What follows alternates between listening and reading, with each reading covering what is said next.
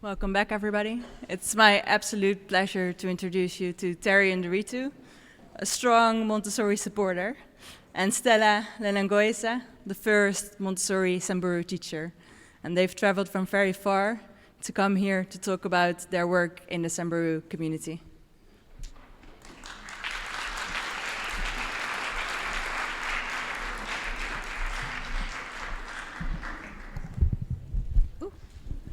Good afternoon. I was not expecting to sit here. First of all, I want to thank Lynn and Faye and Francesca so much for having us here. This is my first Montessori gathering that I've ever gone to. I thought that I was a supporter before because of what they've done in my country. I think after being here, I'm just like, yeah, completely sold, completely sold. Thank you so much, everybody. So as Lynn has said, my name is Terry Nderitu. I am the immediate former director of programs for the Sarara Foundation. The Sarara Foundation works in an area called Samburu. It's one of the counties in Kenya. It's right smack in the middle of the country, and it's a huge county, very sparsely populated. The people who live there are called the Samburu. It's both a language, it's a peoples. And they are, by the last census, one of the smallest communities. There are about 300,000 Samburu people who are mainly nomadic and pastoralist. They have one of the most intact cultures. So one of the things that I do in my work is that I work with indigenous peoples and First Nations, and they have been one of the most incredible communities for me to work with, personally, but also professionally. And the Sarara Foundation runs various programs in Samburu in an area called Sarara, which is a conservancy that's about 850,000 acres. But like I said, very sparsely populated. The entire area has about a 15 to 20,000 strong population that is mainly nomadic. So that number can fluctuate depending on how dry it is or how wet it is. But I'm going to do a little video first that will just give you a bit of a summary of what Sarara Foundation does.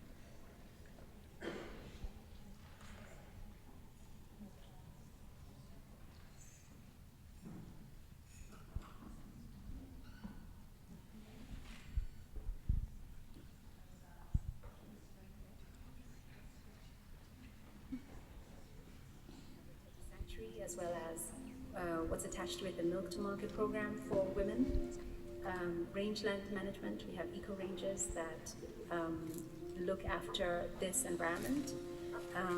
We have livelihoods and enterprises.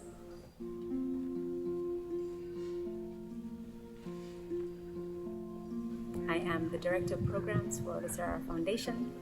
And the programs that I run here within this 850,000 acre conservancy are programs in healthcare, maternal health and childcare under 5. Education, we run early years Montessori education. Conservation, we have Reteti Sanctuary, as well as what's attached to it, the Milk to Market program for women. Rangeland management, we have eco ranges that look after this environment. We have livelihoods and enterprises, and the last one is security. So the rangers who then protect and guard the 850,000 acres that we have. One of the main things is education. Like 90% of our population have not gone to school.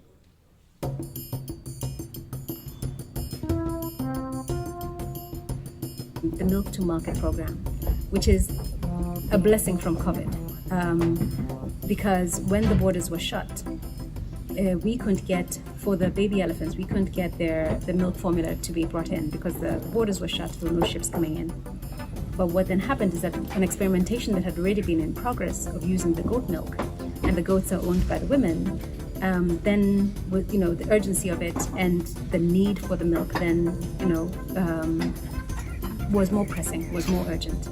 And the mothers then provide the milk or they sell the milk to the sanctuary, and they receive an income from that sale. My name is Robert Lemayan. I'm a Samburu. I'm the manager at Sarara Camp. I have a family, a very young family. I've got my beloved Sandra and 3 kids. So they're boy, girl. I love my little baby girl. She's so adorable, clever. At 5 years old, she's already, she's in charge of the whole family. So yeah. But for me, I would really want them to get both education and also the Samburu culture, because I know for sure, things will change. Everything is getting computerized, everything is getting digitalized, westernized, you name it, how you want to. But to be very honest with you, I want my kids to be in a position whereby if they want to choose to go and work for certain companies or to start their own companies, they are in that position. Or if they want to practice a normal Samburu life like I do, then they are in a good position for both. So I'll give them both grounds, both my sons and my daughter.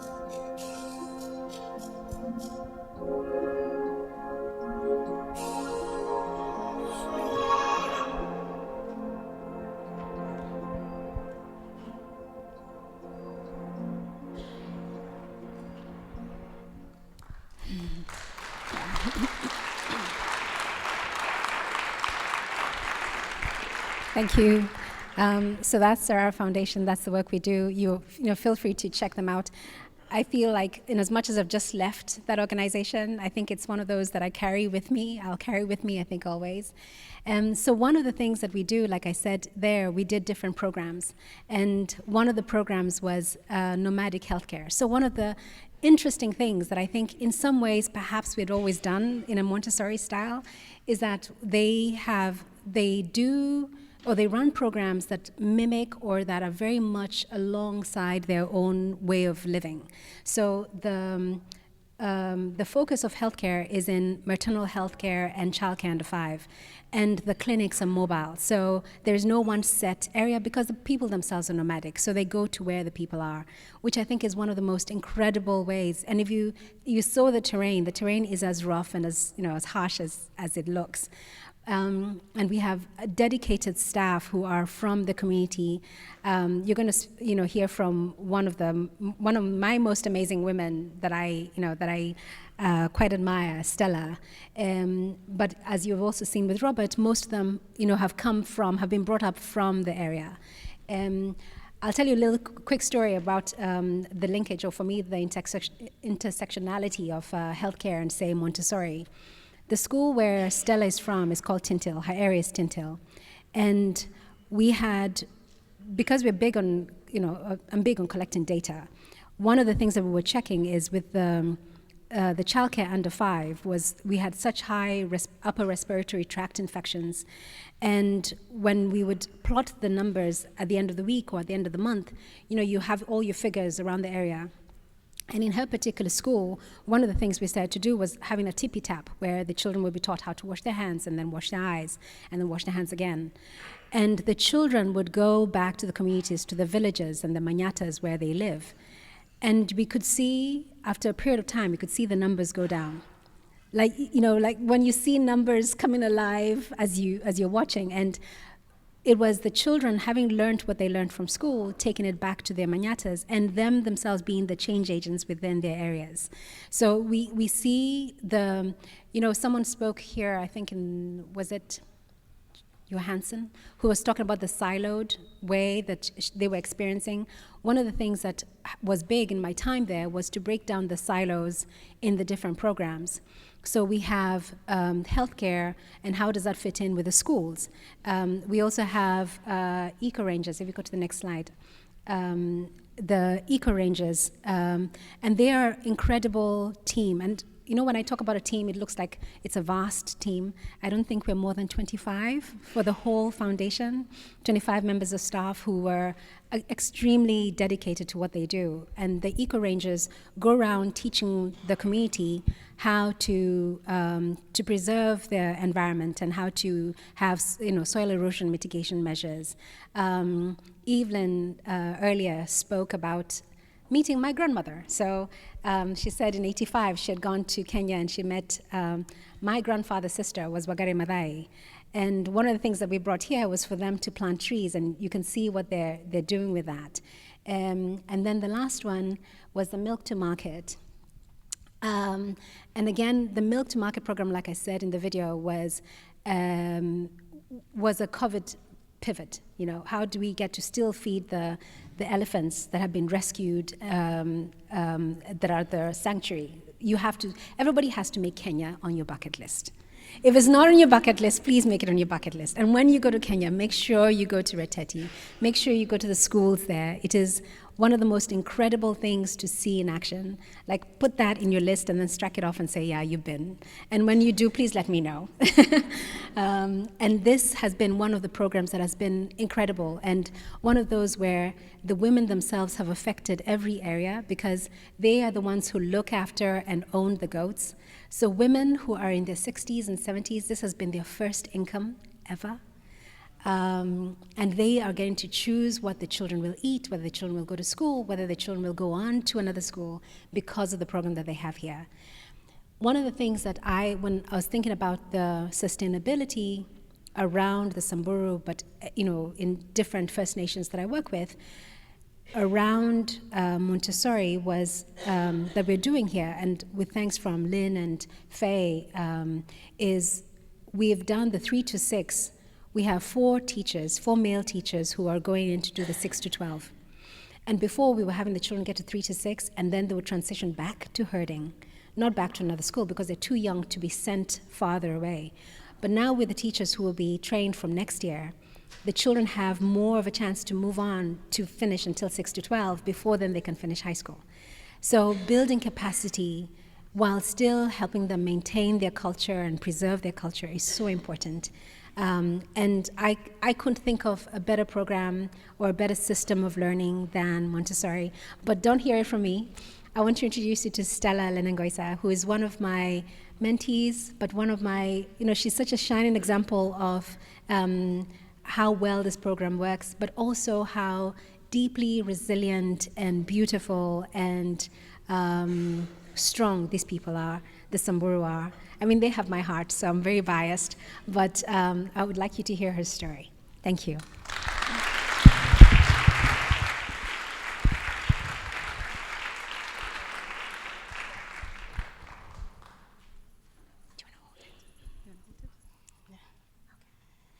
Hello, everyone.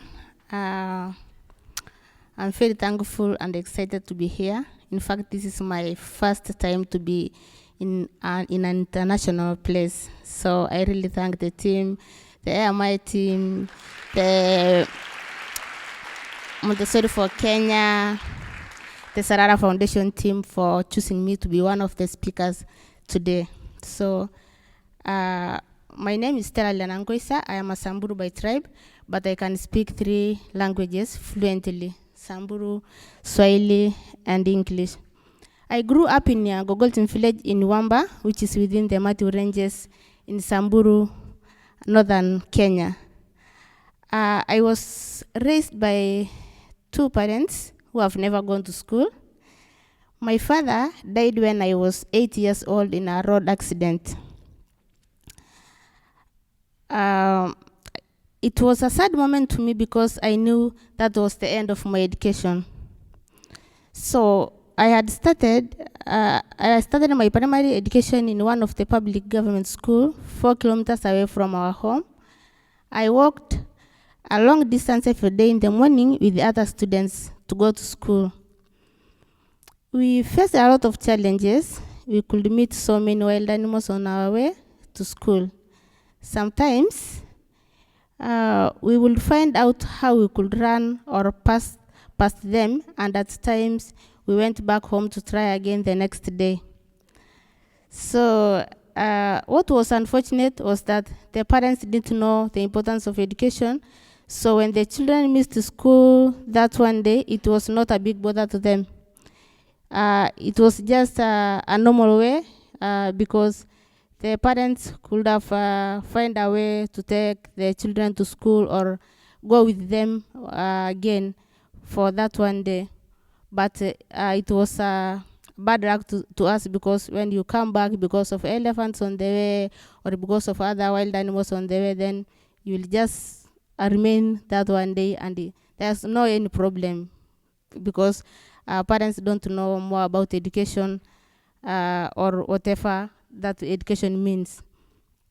So going to school to me was an on and off game. Though I was amongst the luckiest kids who got a chance to see the gates of the school. According to Samburu community or the lifestyle, when a girl reaches 9 years, she is old enough to be married to any man who might even be older than your father, as long as that person brings cows or whatever he has to your parents. So our community lives like that, or Ama community. Ama community means the three communities who speak one language: Maasai, Samburu, and a community in Kenya called James. So those communities, they always offer their children to any person who is ready to marry her, as long as the child is 9 years or 10 years. So that is a big woman to be married, according to them. So when I was 10 years, an old man came to our home and approached one of my uncles and informed him that I saw a certain girl here which can be a fourth wife to me. They discussed for a couple of days, and their conclusion was that Stella needed to be married to that old man. So by force, whether her mother accepts it or not, it was done by force, because women never had a say in the community. They were only told to prepare what was needed for the wedding. I don't know if any person has an experience as I have or as our community, but in the Samburu community, women never say something. Or even when a person hold a meeting somewhere, you should not have to stand before men. So you have to sit down and speak what you want, or whatever thing that you need to tell people. You don't have to stand, because it is I don't know how to describe it, but it is not good for a woman to stand in front of men. So you have to sit and talk what you want to talk. So that time when that old man approached one of my uncles for my marriage, my mother was only told to prepare what was needed for the marriage, because it is a force. I must get married to that man, whether my mother accepts it or not. So one day in the evening, I came home from school and discovered that my mother was crying. I approached her and asked what the problem was. She lacked words to explain to me what was happening. But after some time, she gained the strength to explain to me what was really happening. I cried too, but she assured me that she will fight for me till the end, and that's exactly what she did. She went on to report the case of my early marriage to area chief, who intervened and stopped the marriage. After that, I continued to my primary level education up to grade 8.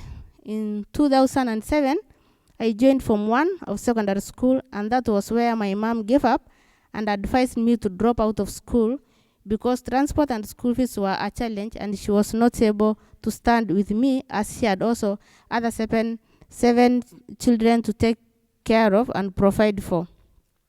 Another thing in Samburu community which is weird, there's no family planning. People don't know what they should do. There's not much jobs that people can do and to engage themselves to be busy. So the only work people can do is to move with animals and at night to bear children. So you can bear even 10 children or more. So that time when I went to Form 1, my mother can't provide me because she has not even gone to school and she is not employed to any work. So I remember that time the transport was only 300 Kenyan shillings, but I can remain for several days when other students reported to school because I don't have that 300 shillings because my mom never had anything to give me.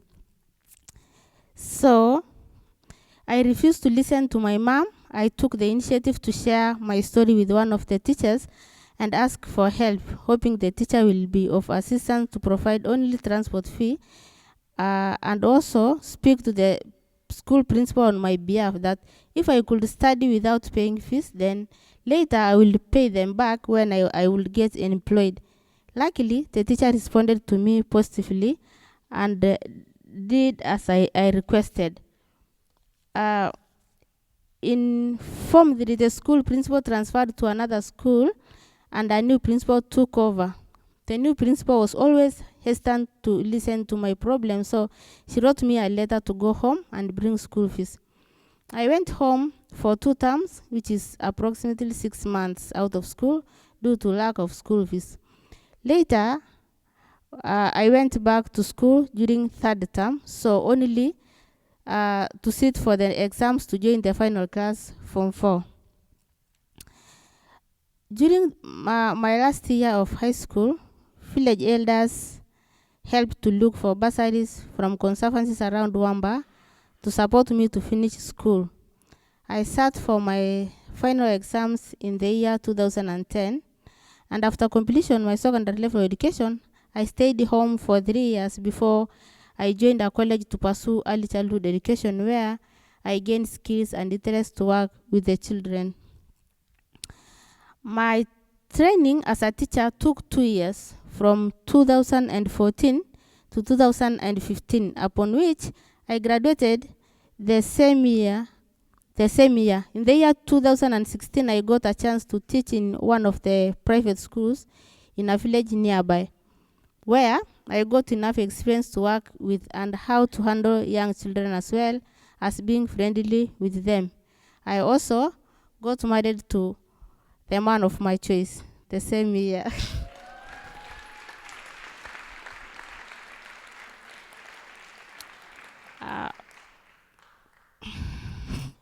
In 2017, I heard that there was an advertisement in which people were needed to go and train for Montessori teaching method.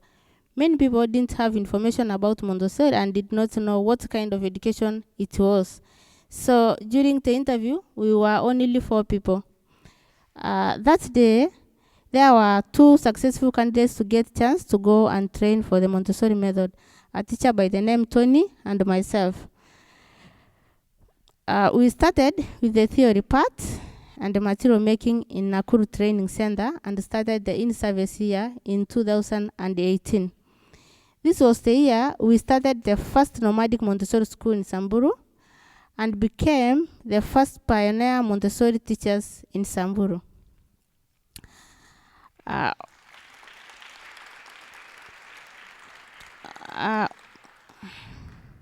We started our school as a mobile school where we would carry a few teaching materials to go and show the community how the materials will assist the children to be independent and able to work by themselves. We were educating the community on how education was important and how it will impact the lives of children and families. Now, I would like to share the challenges that we got in the field and how we deal with them at times that they need be. Our work deals with the nomadic communities that move from one place to another, searching for water and pastures for the animals. They move to places where there are a lot of wild animals that are very bushy, where you don't have space to move as you wish for the fear of any harm you may encounter anytime in the wild. From these challenges, we managed to get the survival skills from the community people that when you meet an elephant on your path, you should not run. Instead, you should pause and find a way of avoiding it or change direction and always be cautious because we don't have lots of options but to live with the wild animals and take care of them. So, as a Samburu child, I learned ways of living with them and understand as well to respect their way of life and their culture.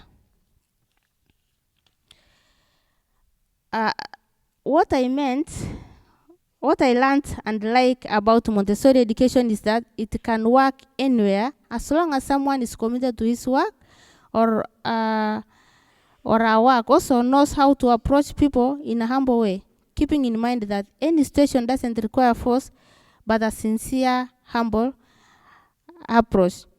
What makes our work easier is that we are the role models as we grew up from this community. We went to school there and I went the same situations, and now you are teachers, and already our lives has changed as I am now. The community trusts us. We work harmoniously, though we deal with situations which are unavoidable. For example, when people move to so far places that we cannot follow them, in that instant we just accept and wait until they come back, even after 6 months or a year. Where we work, it is a place where you can't just pass anywhere by a motorbike or any vehicle. So those communities, sometimes because we always experience longer drought times than rain times, so that time they can move to very far or even in the forest, whereby we can't go with them because we have the materials to show the children, and maybe the people who are moving are a very few group, and the other one will go to another side. So in that instant, we just be patient and wait for them to remain with maybe 10 children, and we had 60 of them, and then all of them can go for 6 months, and we will remain for those 10 to wait for the other group to come. So we are just patient with them because we want them to go far and to see light like other people or other communities. So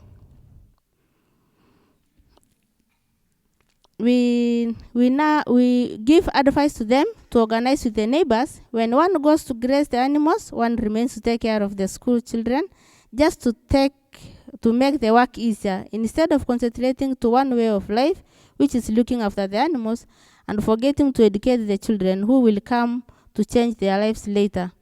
We now have very good response from the parents that their children don't want to stay at home while others go to school. The children love coming to school every day, while the community have changed their attitude towards educating their children. Another thing is that we, the teachers, are from the Samburu community, so we are seen as role models. We have seen a lot of improvement in the children. We have shown them how to take care of themselves, like feeding their own, and positive progress is seen to be independent. They take nutritious porridge in schools that has boosted their health. We also encourage the parents to feed the children at home with healthy foods like milk and vegetables.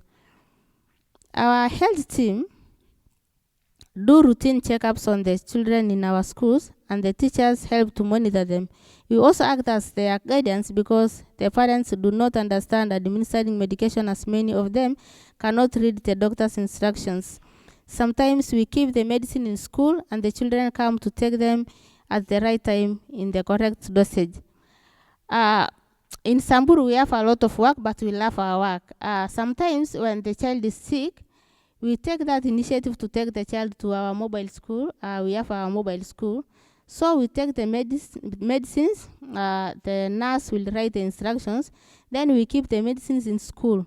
So the parents will not give them a wrong dosage. So in the morning we give them, and then afternoon we give them. Then evening, it takes us a lot to go to the manyata or those huts, to their manyatas where they live, to give them medicines. Then we come back to school again. But it is okay because we understand them and we want them to get that trust from us. So teachers also help the children to know the importance of taking care of the environment, like watering plants.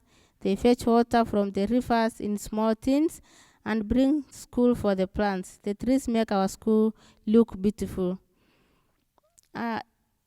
In November 2022, I joined the AMI International 3 to 6 course offered in Dar es Salaam with 2 other teachers from Samburu. I yearned to continue to deepen my knowledge about the abilities of the children and how they construct themselves at these ages. My plan at this point is to make sure that every child that I will work with in Samburu community, his or her rights and needs are met. My hopes are that these children will change the lives of their families and other generations to come after they have gained knowledge of the importance of education. And thank you for listening to me. That's my story. Ashole.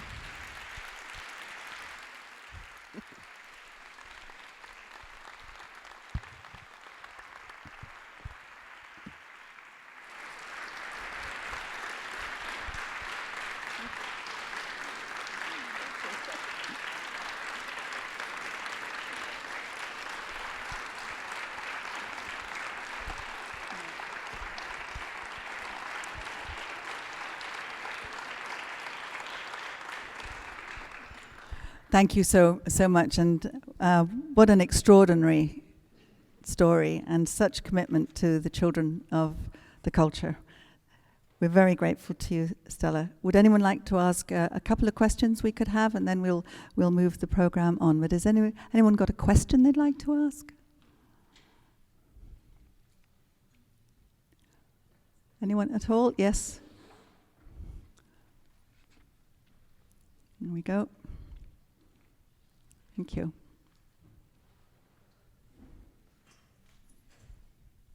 First of all, thank you very much for telling us your story and sharing with us. It's very inspirational.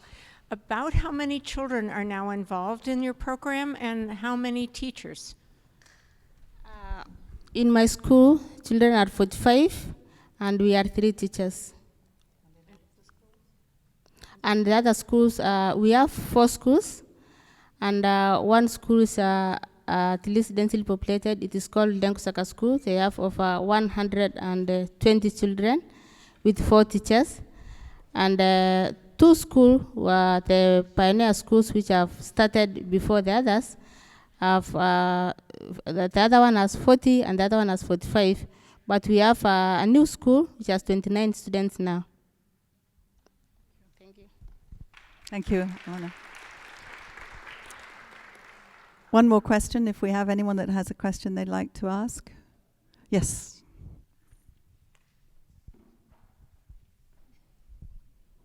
I just have one short question. How can we help you? How can we help you? What can they do to help? Do you have any ideas? Support the foundation. Yeah. The help we can need is to support the foundation, because sometimes we want to plan to have an elementary school. So I think starting a new school is not easy, because I know.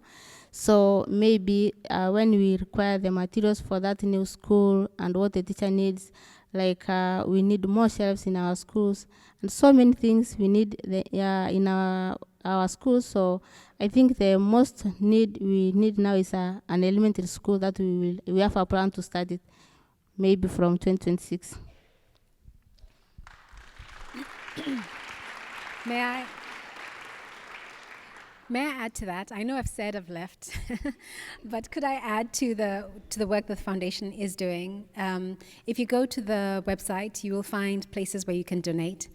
And I think it is one of the best ways that you can do so. Like she's just said, you can either give a general donation or a specific one. And there are all the details on the website about how you can donate directly to the foundation, to its work, to the teachers. We've just opened the 4th school in September last year, mainly through the donations of a kind donor. But the elementary teachers are about to finish next year, and there will be the need to expand. So you can do it that way. It's always worth visiting so that you can see it for yourself. Like I said, do it in a bucket list item, put it there, go see them, see what you can do. But especially, just check out on the website and Instagram. They've got really good work on their media, and that is always worth doing. Thank you. Thank you, and thank you both very much indeed for coming and preparing such a wonderful presentation. Thank you very much, Stella. Look forward to seeing you at home, your home, very shortly. And thank you so much, Terry, too. Thank you very much.